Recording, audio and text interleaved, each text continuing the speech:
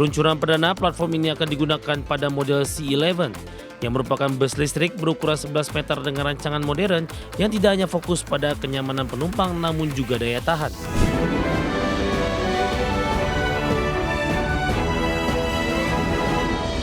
Pabrikan otomotif China BYD secara resmi meluncurkan e-bus platform 3.0 dengan arsitektur 1000 volt pertama di dunia, di mana bus listrik C11 hadir dengan teknologi baterai Blade LFP super aman dengan fitur keselamatan canggih serta jarak tempuh hingga 730 km. Raksasa otomotif Tiongkok BYD secara resmi memperkenalkan generasi terbaru platform bus listrik yang disebut e-bus platform 3.0, di mana inovasi ini menjadi yang pertama di dunia dengan arsitektur kelistrikan 1000 volt yang diproduksi secara massal. Artinya seluruh sistem mulai dari penggerak, pengisi daya, distribusi listrik, hingga pendingin udara kini terintegrasi dengan teknologi tegangan super tinggi tersebut. Dilansir oleh poltan.org, peluncuran perdana platform ini akan digunakan pada model C11 yang merupakan bus listrik berukuran 11 meter dengan rancangan modern yang tidak hanya fokus pada kenyamanan penumpang namun juga daya tahan. Salah satu teknologi kunci adalah cell to chassis yang menempatkan baterai langsung pada rangka kendaraan sehingga membuat struktur bus lebih kokoh sekaligus menambah ruang bagasi.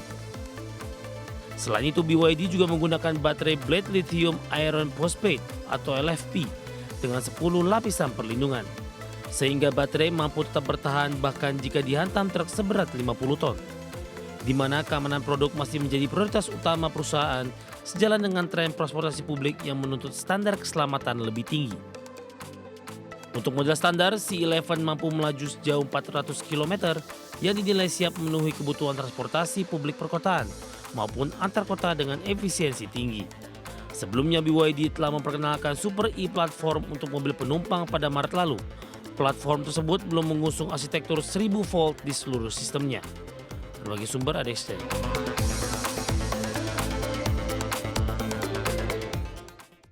Pemerintah Tiongkok tengah menjalin kerjasama ilmu pengetahuan dan teknologi dengan lebih dari 160 negara dan kawasan. Langkah ini dilakukan dalam rangka memperluas kolaborasi internasional serta mempercepat kemajuan inovasi iptek. Pemerintah Tiongkok tengah menjalin kerjasama ilmu pengetahuan dan teknologi dengan lebih dari 160 negara dan kawasan di seluruh dunia. Langkah ini dilakukan dalam rangka memperluas kolaborasi internasional serta mempercepat kemajuan inovasi iptek. Dalam konferensi pers yang digelar oleh Kantor Informasi Dewan Negara, Menteri Ilmu Pengetahuan dan Teknologi Tiongkok Yin He-jun mengumumkan bahwa terdapat perantangan 119 perjanjian kerjasama iptek antar pemerintah yang membuatnya bergabung dengan lebih dari 200 organisasi internasional dan mekanisme multilateral. Sejauh ini Tiongkok telah mewujudkan kolaborasi iptek internasional yang ekstensif dan mendalam selama periode rencana 5 tahun ke-14 sejak 2021 hingga 2025. Sementara itu sejumlah program mega sains internasional yang digagas oleh negeri tirai bambu seperti Deep Time Digital Earth berhasil mencatatkan kemajuan yang stabil. Bahkan Tiongkok juga aktif berpartisipasi dalam lebih dari 60 program dan proyek mega sains internasional sebagai upaya percepatan kemajuan inovasi iptek di bawah inisiatif Sabuk dan Jalur Sutra. Adapun hingga saat ini Tiongkok telah mendirikan lebih dari 70 laboratorium Sabuk dan Jalur Sutra gabungan dengan hampir 50 negara serta membentuk 10 platform transfer teknologi internasional yang melayani berbagai kawasan, termasuk Perhimpunan Bangsa-Bangsa Asia Tenggara atau ASEAN, Afrika dan Amerika Latin, dengan terus menyumbangkan pengetahuannya demi kemajuan iptek global. Bagi sumber ada Berkshire Hathaway milik Warren Buffett resmi melepas seluruh kepemilikan saham di produsen mobil listrik China yaitu BYD. Keputusan ini mengakhiri investasi selama 17 tahun yang nilainya tumbuh lebih dari 20 kali lipat.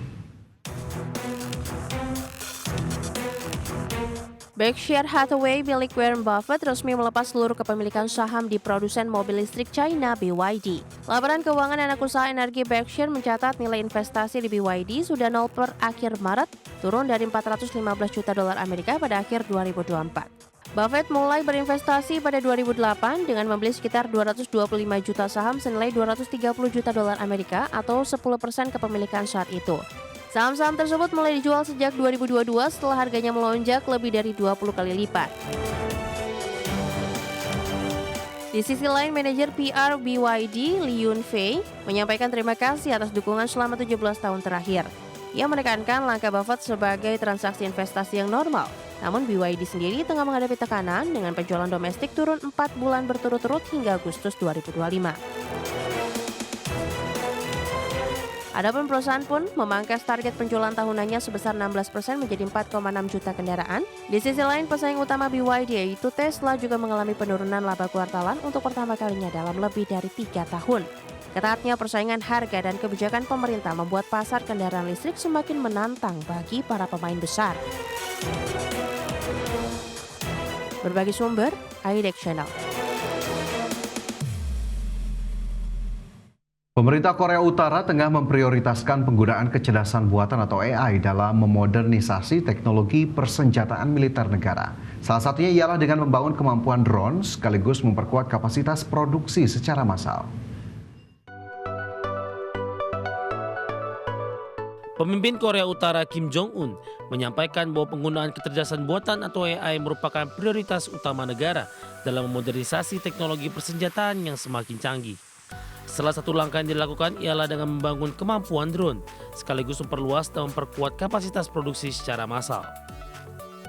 Dilansir oleh kantor berita pusat Korea atau KCNA, Kim menekankan pentingnya mengembangkan dengan cepat teknologi kecerdasan buatan setelah melakukan kunjungan ke kompleks aeronautika serta menyaksikan uji coba mesin roket bahan bakar padat baru yang dirancang untuk rudal balistik antar benua sebagai ekspansi signifikan dari kemampuan nuklir Korut. Berdasarkan data Badan Intelijen Pertahanan Amerika Serikat, kekuatan militer Korea Utara mencakup rudal balistik dan rudal jelajah bersenjata nuklir, persediaan senjata nuklir yang terus bertambah, serta program satelit mata-mata yang masih dalam tahap awal. Nantinya jumlah personel aktif Korea Utara diperkirakan mencapai 1 juta tentara, ditambah lebih dari 7 juta pasukan cadangan dari total populasi sekitar 25,6 juta jiwa. Namun demikian, tingkat perkembangan AI di negara tersebut masih belum jelas. Setelah kelompok analisis independen 38 North melaporkan Korea Utara terlibat dalam penelitian kolaboratif lintas negara mengenai kecerdasan buatan dengan akademisi di Amerika Serikat, Tiongkok, dan Korea Selatan meskipun masih berada di bawah sanksi. Hal ini menunjukkan Korea Utara telah melakukan upaya substansial untuk mengejar ketertinggalan dalam perlombaan artificial intelligence. Berbagi sumber IDEX Channel.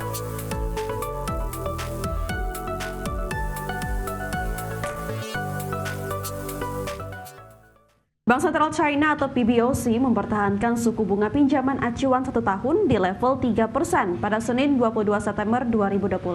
Sementara suku bunga acuan pinjaman atau LPR 5 tahun yang menjadi acuan kredit perumahan juga tetap di posisi 3,5%. Bank Sentral China atau PBOC mempertahankan suku bunga pinjaman acuan 1 tahun di level 3% pada Senin 22 September 2025. Keputusan PBOC ini sekaligus mencerminkan upaya Beijing menjaga stabilitas pembiayaan bagi rumah tangga dan bisnis. Data terbaru menunjukkan suku bunga rata-rata pinjaman bisnis baru pada Agustus berada di kisaran 3,1%, turun 40 basis poin dibanding tahun sebelumnya. Untuk hipotek pribadi baru, suku bunga juga turun ke sekitaran 3,1% atau 25 basis poin lebih rendah. PBOC sebelumnya menahan suku bunga acuan utamanya pekan lalu. Pemerintah China telah berjanji menerapkan kebijakan moneter yang cukup longgar sepanjang 2025, sejalan dengan target mendorong investasi dan konsumsi. Langkah ini diambil di tengah tekanan perlambatan ekonomi domestik dan ketidakpastian global. Adapun kebijakan moneter longgar China juga beriringan dengan langkah The Fed di Amerika Serikat, di mana Bank Sentral Amerika Serikat pekan lalu menurunkan suku bunga 25 basis poin menjadi di kisaran 4 hingga 4,25%, pemangkasan pertama tahun ini. The Fed bahkan memberikan sinyal ada peluang penurunan tambahan pada akhir 2025 seiring tanda-tanda pelemahan pasar tenaga kerja. Berbagi sumber, IDEX Channel.